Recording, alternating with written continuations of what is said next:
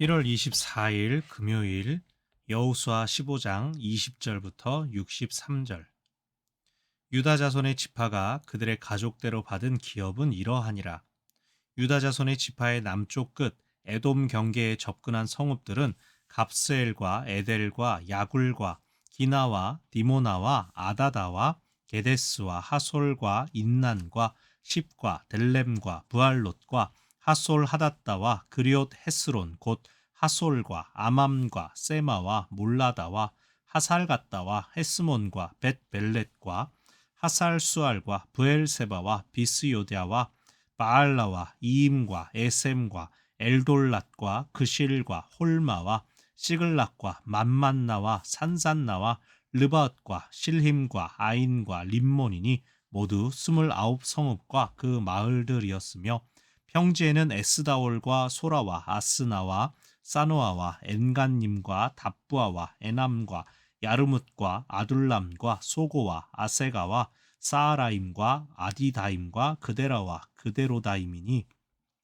14성읍과 그 마을들이었으며 스난과 하다사와 믹달갓과 딜르안과 미스베와 욕드엘과 라기스와 보스갓과 에글론과 갑본과 라맘과 기들리스와 그데롯과 벳다곤과 나아마와 막게다이니 16성읍과 그 마을들이었으며 림나와 에델과 아산과 입다와 아스나와 느십과 그일라와 악십과 마레산이 9성읍과 그 마을들이었으며 에그론과 그 촌락들과 그 마을들과 에그론에서부터 바다까지 아스돗 곁에 있는 모든 성읍과 그 마을들이었으며 아스돗과 그 촌락들과 그 마을들과 가사와 그 촌락들과 그 마을들이니 애굽 시내와 대해 경계에까지 이르렀으며 산지는 사밀과 얏딜과 소고와 단나와 기럇산나 곧 드빌과 아납과 에스드모와 아님과 고센과 홀론과 길로이니 11성읍과 그 마을들이었으며 아랍과 두마와 에산과 야님과 벳다부아와 아베가와 훔나와 기럇 아르바 곧 헤브론과 시올이니 9성읍과 그 마을들이었으며 마온과 갈멜과 십과 윳다와 이스르엘과 욕드암과 사누아와 가인과 기브아와 딥난이 10성읍과 그 마을들이었으며 할훌과 벳술과 그돌과 마아랏과 벳아롯과 엘드곤이니 6성읍과 그 마을들이었으며 기럇바알 곧 기럇 여아림과 랍바인이 2성읍과 그 마을들이었으며 광야에는 벳아랍바와 밑딘과 스가가와 닙산과 소금성읍과 엔게딘이 6성읍과 그 마을들이었더라. 예루살렘 주민 여부스 족속을 유다 자손이 쫓아내지 못하였으므로 여부스 족속이 오늘까지 유다 자손과 함께 예루살렘에 거주하니라. 아멘. 아이고, 오늘 본문도 성읍들 이름을 읽어 나가는 게 아주 힘든 일이었죠. 제가 전에 말씀드렸다시피 성경을 이제 직접 읽어본 적이 있었습니다. 오디오 성경 만든다고. 이 제가 몇 년 전에 스튜디오 세팅해서 녹음을 한 적이 있었는데 그보다 더 수년 전에 신대원에 다닐 때 핸드폰으로 녹음을 할 때 이제 요런 부분 성업들 반복되다가 버벅거리면 무조건 지우고 다시 시작을 했어요. 아이고 그때도 버벅버벅 그렇게 해서 아마 이 본문 한 뭐 수번을 읽은 것 같습니다. 다른 본문들은 설교하면서 또 얼마든지 읽지만 이 부분들은 이제 설교도 걸릴 만한 게 잘 없는 데죠. 아무튼 월요일인가 말씀드린 것 같은데 아이고 이번 주에 요런 본문이 걸린 것도 또 어쩌면 은혜다. 새벽에 이걸 읽다가 다 같이 읽다가 뭐 혀 깨물고 막 서로 버벅대고 그러는 것보다는 그러지 않았을까?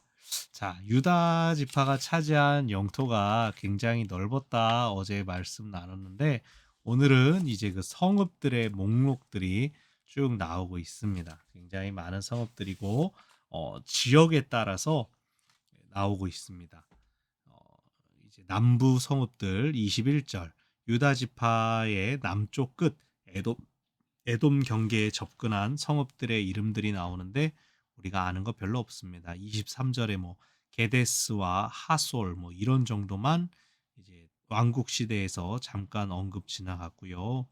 뭐 쭉 나오는 거 28절에 하살수알과 부엘세바라는 이름이 나오죠. 부엘세바, 맹세 우물이라는 뜻, 혹은 일곱 개의 우물이라는 뜻으로 이삭, 이삭이 성경 안에서는 큰 일을 많이 하지 않았지만 이제 우물 파는 이삭, 족장들과 관련된 그러한 이제 이름으로 부엘세바가 있습니다. 또 부엘세바가 이스라엘 왕국 시대에 단에서부터 부엘세바까지라고 해서 남쪽의 경계를 이루는 주요한 성읍이 되기도 했었죠. 그래서 남부 성읍의 목록들이 32절까지 나오게 되고 33절부터 이제 47절까지가 유다 평지인데, 평지가 다 평평한 게 아니라 살짝 이제 계곡에서 해안 쪽으로 쭉 내려가는 비스듬한 언덕이라들 경사면이라고 해야 될까요? 그렇습니다. 그래서 평지에 에스다올과 소라, 이제 삼손이 이제 관련돼 있는 동네가 잠깐 나오고요. 삼손은 이제 단지파였지만 나중에 단지파는 그 땅을 버리고 북쪽으로 올라가죠. 단지파는 그때 유다와 이제 접해 있었고요. 또 삼손 이야기 나중에 볼 때 나오겠지만 삼손의 시대는 유다 지파에게 있어서는 일종의 흑역사이기도 합니다. 삼손이 워낙 좀 사사답지 못해서 그런지 오히려 블레셋 사람들한테 협조하는 부끄러운 모습이 이제 그때 나타나죠. 아무튼 자 35절을 보니까 아둘람이 나오네요. 다윗이 도망 다녔던 아둘람 굴, 그 아둘람이 있고 또 모르는 이름 한참 나오다가 39절을 보면 라기스가 나옵니다. 그 반 기브온 전선을 펼쳤던 다섯 왕들 중에 라기스 왕이 있었죠. 그 라기스가 여기 나오고 41절 끝에 보면 막게다도 등장합니다. 막게다도 그때 여호수아가 공격할 때 나왔던 동네 이름이 있었죠. 42절을 보니까 림나도 보이고요. 림나도 라기스 치고 림나도 공격하러 갔다라고 했었죠. 44절에 이제 그일라, 45절부터 45, 46, 47절에는 블레셋 세 성읍이 나옵니다. 에그론과 또 아스돗 그리고 가사. 이 세 개는 블레셋에게 속해 있는 성읍들이고 아직 안 쳤습니다. 나중에 이제 치게 되는데 이 지역들도 너네가 분배받았으니 니들이 싸워서 이겨라라고 하는 그러한 언급이 되는 곳입니다. 그리고 48절부터 60절까지는 중앙 산지 쪽이 나오고 있습니다. 중앙부, 이 예루살렘 근처가 이제 높잖아요.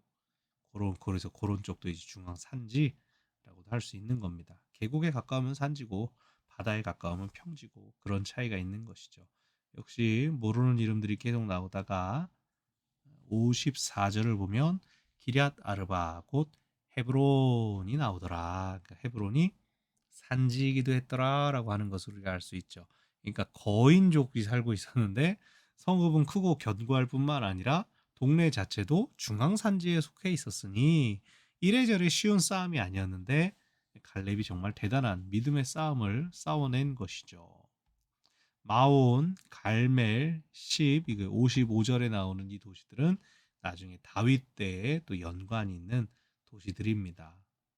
그리고 뭐 대단한 건 없습니다. 이제 60절 끝에 뭐 라빠, 기럇 여아림과 라빠 이건 이제 중앙 산지에서도 북쪽까지 올라갔다라고 하는 거예요.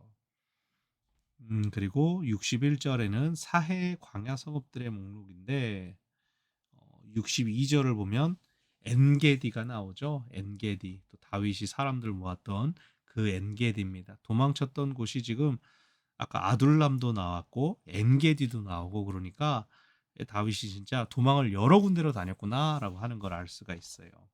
62절에 보면 이제 소금 성읍이라는 게 나오는데 소금 성읍 사해 근처에 있는 어떤 건가 소금으로 유명한 데인가 혹은 신약 시대에 쿰란 공동체라고 하는 산속 동굴 속에 숨어 살았던 신앙 공동체가 아마 이런 쪽에 있지 않았을까라고 그냥 추정입니다. 이건 흥미로 들으시면 되고 63절을 보면 예루살렘 주민 여부수 족속을 유다 자손이 쫓아내지 못하였다. 여호수아에서는 유다 자손이 쫓아내지 못했다라고 나오고 사사기에 가면은 베냐민 지파가 쫓아내지 못했다라고 합니다. 유다 지파는 다윗 왕이 나오고 베냐민 지파는 사울 왕이 나오죠. 사사기는 그래서 우리가 왕이 필요한데 사울 왕은 별로였고 다윗 왕이 짱짱맨이었다. 다윗 왕국 시대에 기록된 책이거든요. 그래서 약간 좀 유다 지파 짱, 베냐민 지파 에이 하고 나오는 게 좀 있습니다. 재밌는 표현이에요. 근데 어쨌든 이 여부수 족속이 오늘까지 유다 자손과 함께 예루살렘에 거주했다라고 하는데 다윗이 결국 이 성을 점령하고 시온산, 다윗산이라고 부르다가 이제 수도로 완전히 딱 정착을 시키게 되죠. 그랬기 때문에 오히려 아무 지파도 이 예루살렘을 먹지 못했기 때문에 정치적일 뿐만 아니라 종교적으로도 중심지 역할을 할 수 있었다. 또 쉽게 함락될 수 없었기 때문에 이게 요새로서도 나중에 기능할 수 있었다. 참 신기하고 어떻게 보면 재밌는 일이 있었습니다. 근데 어쨌든 유다 지파가 쫓아내지 못한 실패담으로 여기는 이제 기록이 됩니다. 자, 오늘 본문에서 두 가지를 기억합시다. 첫 번째, 하나님은 가능성을 주시는 분이십니다. 하나님이 딱 떨어지는 결과로 돈다발 주시고 뭐 이렇게 부동산 주시고 뭐 차 주시고 그러실 수도 있지만 하나님의 역사는 고정되어 있지 않습니다. 하나님은 과정으로 역사하시는 분이십니다. 우리가 필요한 것을 얻기까지 기도하고 간구한 것들 혹은 이 땅의 노력들 한 것들 하나님은 그것들 가운데에서 역사하시고 힘 주신다는 거예요. 물론 어떤 사람들은 이제 건강, 뭐 질병 가운데 우리 기도하죠. 뭐 합격, 뭐 취업 이런 것들이 응답으로 여겨질 수도 있습니다. 그런데 사람들의 삶을 쭉 살펴보고 이야기를 나누다 보면은요, 실패도 응답인 경우가 있어요. 실패도 은혜인 경우가 있더라는 거예요. 절대적으로 말할 수가 없더라. 하나님 일하시는 방식이 워낙에 다양하기 때문이죠. 중요한 것은 무엇입니까? 기도하고 뭐 해서 뭐가 내 손에 남았다. 이게 중요한 게 아니라 믿음으로 반응하는 것이 중요하다. 아하, 하나님이 정말 이렇게 일하셨구나. 믿음이 은혜를 발견하게 깨닫게 해 주기 때문입니다. 그래서 하나님이 열어주시는 그 은혜의 가능성, 그것을 믿음으로 보고 믿음으로 반응하는 것이 중요하다. 그래서 하나님은 가능성을 주시는 분이시다. 그것을 기억하길 바라고요. 두 번째, 하나님의 섭리는 나중에 깨닫는 일도 있더라는 겁니다. 우리는 한치 앞을 알 수가 없습니다. 1분 뒤에 무슨 말이 튀어나올지 여러분 모르지 않습니까? 1시간 뒤에 무슨 일이 있을지 알 수 없습니다. 하루를 시작할 때 오늘 저녁에 무슨 일이 있을 거야. 누가 알 수 있습니까? 아침밥 차리면서 점심에 뭐 먹지 걱정하지 않습니까? 그러나 하나님께는 우리의 모든 역사의 시간표가 있으실 뿐만 아니라 하나님께는 계획이 있습니다. 그러니 그 하나님 믿고 걱정은 버리자고요. 하나님은 실패도 성공으로 바꾸시는 분입니다. 아까 예루살렘 이야기했잖아요. 유다 자손이 실패했는데 유다 지파가 실패했는데 결국 이것을 정복하는 것이 유다 지파의 다윗 왕이더라. 결국 하나님께 성공이 달려 있다는 거예요. 그리고 나중에 한나의 기도 아시잖아요. 낮은 자를 높이시는 하나님, 가난한 자를 부하게 하시는. 그게 다 하나님 맘이라는 거죠. 하나님께 속해 있습니다. 그러니 그 하나님 신뢰하면서 조급해할 것도 없고 염려할 것도 없습니다. 오직 신뢰와 믿음으로 하나님과 동행할 때 지금은 다 보이지 않아도 하나님의 섭리를 깨달아 알고 감사하며 감격하게 될 것입니다. 그 하나님과 함께 믿음으로 나아가는 우리 모두가 되기를 바랍니다. 아멘.